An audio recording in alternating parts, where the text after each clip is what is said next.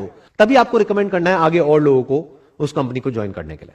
अगर ऐसा एक्चुअल में हो रहा है तो वो कंपनी जेन्युइन है, लेकिन अगर ऐसा नहीं हो रहा है तो वो एक स्कैम है। और ये सब तो वो है जो रूल्स में क्लियरली लिखा हुआ है कि ये करना गलत है। इसके अलावा ऐसी बहुत सारी चीजें हैं जो बहुत सारी एमएलएम कंपनीज में होती है, जो हो सकता है लीगली सही है लेकिन एथिकली बिल्कुल गलत है। मतलब कि अगर कोई भी डायरेक्ट सेलिंग कंपनी है जिसका कि एक डायरेक्ट सेलर्स का नेटवर्क है, तो स्ट्रक्चर में सारे लोगों को सिर्फ तब बेनिफिट हो सकता है जब जो प्रोडक्ट है वो सर्विस है उसकी अपने आप में इतनी वर्थ है कि अगर एक इंसान वहां से 1 रुपए भी ना कमाए तब भी उसको किसी तरह का कोई रिग्रेट ना हो कि मैंने इस कंपनी को ज्वाइन किया। मतलब ये हो सकता है जो गवर्नमेंट के रूल्स हैं डायरेक्ट सेलिंग इंडस्ट्री के लिए, वहां पर ये नहीं लिखा है कि उस कंपनी के जो प्रोडक्ट्स हैं और सर्विसेज हैं उसका प्राइस पॉइंट क्या होना चाहिए, लेकिन ये आपको देखना है उस कंपनी को ज्वाइन करने से पहले। फॉर एग्जांपल वो कंपनी आपको साबुन का डब्बा बेच रही है 500 रुपए का, जिसके जैसा सेम प्रोडक्ट आपको मार्केट में मिल रहा है 50 रुपए का। तो अगर वहां पर आपको कोई कमीशन ना मिले, कोई इंसेंटिव ना मिले, कोई पैसे की बड़ी बड़ी बातें ना हो, कोई मर्सिडीज की बातें ना हो, बीएमडब्ल्यू की बातें ना हो, तब भी क्या आप वो प्रोडक्ट खरीदोगे?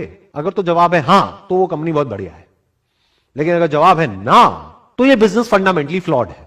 क्योंकि ये जो बात अब मैं बोलने वाला हूं इसको ध्यान से समझिएगा, ये सिर्फ डायरेक्ट सेलिंग बिजनेस पर अप्लाई नहीं होता है बल्कि किसी भी बिजनेस पे अप्लाई होता है। अगर उस बिजनेस में रिपीट बिजनेस नहीं आ रहा है, वर्ड ऑफ माउथ स्ट्रांग नहीं है, तो बिजनेस आज नहीं तो कल फेल होना ही होना है।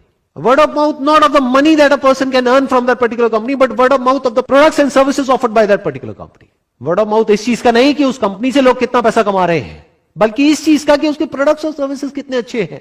अगर एक्चुअल में उस कंपनी के प्रोडक्ट्स और सर्विसेज अच्छे हैं, कॉम्पिटिटिवली प्राइस्ड हैं, और अगर आप खुद अपने घर में उन प्रोडक्ट्स को बार बार यूज कर सकते हो, तो ये बिजनेस लॉन्ग टर्म में सक्सेसफुल हो सकता है। बड़े घर की बेटी में जो कैरेक्टर्स हैं उन कैरेक्टर सकता है, लेकिन अगर उस कंपनी के जो प्रोडक्ट्स हैं और सर्विसेज हैं उसमें दम नहीं है, तो बिजनेस ने आज नहीं तो कल फेल होना ही होना है। और यही सबसे बड़ा फर्क है एक जेन्युइन कंपनी में और स्कैम में।